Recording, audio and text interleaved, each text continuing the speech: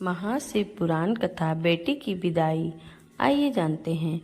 ब्रह्मा जी कहते हैं, नारद, ब्राह्मणी ने देवी पार्वती को पतिव्रत धर्म की शिक्षा देने के पश्चात मैना को बुलाकर कहा, महारानी जी, अब अपनी पुत्री की यात्रा कराइए, इसे विदा कीजिए। तब बहुत अच्छा कहकर वे प्रेम के वशीभूत हो गई। फिर धैर्य धारण करके उन्होंने काली को बुलाया और उसके वियोग के भय से व्याकुल हो वे बेटी को बारंबार गले से लगाकर अत्यंत उच्च स्वर से रोने लगी।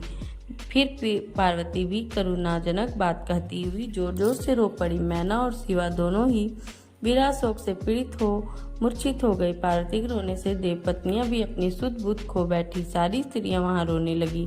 फिर सब की सब अचेत सी हो गई। उस यात्रा के समय परम प्रभु साक्षात योगीश्वर शिव भी रो पड़े। फिर दूसरा कौन चुप रह सकता था। इसी समय अपने समस्त पुत्रों, मंत्रियों और उत्तम ब्राह्मणों के साथ हिमालय शीघ्र वहां आ पहुंचे और मोहवश अपने बच्ची को हृदय से लगाकर रोने लगे। बेटी, तुम मुझे छोड़कर कहाँ चली जा रही हो? ऐसा कहकर सारे जगत को सूना मानते हुए वे बारंबार विलाप करने लगे। तब ज्ञानियों में श्रेष्ठ पुरोहित ने अन्य ब्राह्मणों के सहयोग से कृपा पूर्वक अध्यात्म विद्या का उपदेश देते हुए सबको सुखद रीति से समझाया। पार्वती ने भक्ति भाव से माता पिता तथा गुरु को प्रणाम किया।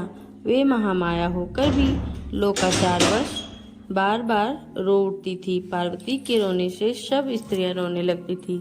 माता मैना तो बहुत रोई, भौजाइयां भी रोने लगी। यही दशा भाइयों की थी। शिवा की माँ, भाभियां तथा अन्य युवतियां बार बार रोदन करने लगी। भाई और पिता भी प्रेम और सौहार्दवश रोए बिना ना रह सके। उस समय ब्राह्मणों ने मिलकर सबको आदर पूर्वक समझाया और यह सूचित किया कि यात्रा के लिए यही सबसे उत्तम तथा सुखद लग्न है। तब हिमालय और मैना ने विवेक पूर्वक धैर्य धारण करके शिवा के बैठने के लिए पालकी मंगवाई। ब्राह्मणों की पत्नियों ने शिवा को उस पर चढ़ाया और सबने मिलकर आशीर्वाद दिया। पिता, माता और ब्राह्मणों ने भी अपनी शुभकामना प्रकट की। मैना और हिमालय ने पार्वती को ऐसे ऐसे सामान दिए जो महारानी की योग्य थे। नाना प्रकार के द्रव्यों की शुभ राशि भेंट की जो दूसरों के लिए परम दुर्लभ थी। शिवा ने समस्त गुरुजनों को, माता पिता को, पुरोहित और ब्राह्मणों को तथा भुजाइयां और दूसरों की दूसरी स्त्रियों को प्रणाम करके यात्रा की। पुत्रों सहित बुद्धिमान हिमाचल भी स्नेह के वशीभूत हो पीछे पीछे गए और उस स्थान पर पहुंचे जहां देवताओं सहित भगवान शिव प्रसन्नता पूर्वक प्रतीक्षा कर रहे थे। वहां सब लोग बड़े प्रेम और आनंद से परस्पर मिले। उन सब ने भगवान को प्रणाम किया और उनकी प्रशंसा करते हुए वे पुरी को लौट आए। तदंतर कैलाश पहुंचकर भगवान शिव ने पार्वती से कहा, देवश्री, तुम सदा से ही मेरी प्राण प्रिय हो।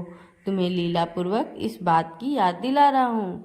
तुम्हें पूर्व जन्म की बातों का स्मरण है, अतः मेरे और अपने नित्य संबंध का यदि तुम्हें स्मरण हो तो बताओ। अपने प्राणनाथ महेश्वर की यह बात सुनकर शंकर की नित्य प्रिय पार्वती मुस्कुराती हुई बोली, प्राणेश्वर, मुझे सब बातों का स्मरण है, किंतु इस समय आप चुप रहिए और इस अवसर के अनुरूप जो कार्य हो उसी को शीघ्र पूर्ण कीजिए।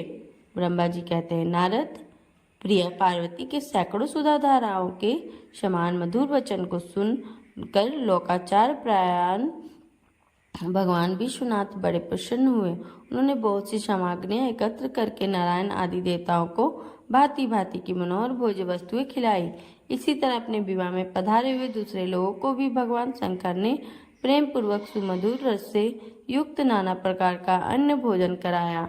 भोजन करने के पश्चात उन सब देवताओं ने नाना रत्नों से विभूषित हो अपनी स्त्रियों और सेवक गणों के साथ आकर प्रभु चंद्रशेखर को प्रणाम किया।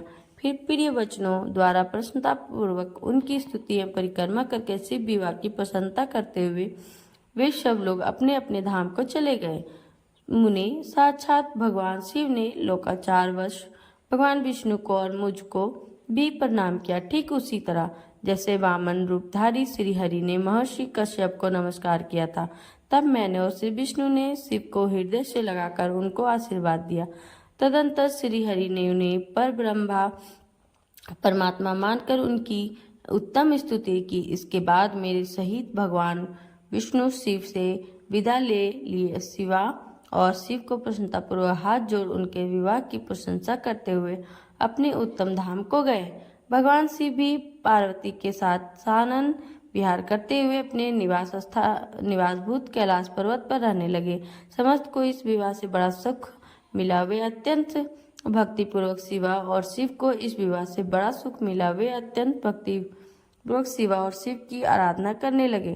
तात इस प्रकार मैंने परम मंगलमय शिव विवाह का वर्णन किया। यह लोकनाशक, आनंददायक तथा धन और आयु की वृद्धि करने वाला है। जो पुरुष भगवान शिव और शिवा में मन लगाकर पवित्र हो प्रतिदिन इस प्रसंग को सुनता अथवा नियम पूर्वक दूसरों को सुनाता, वह शिवलोक प्राप्त कर लेता है।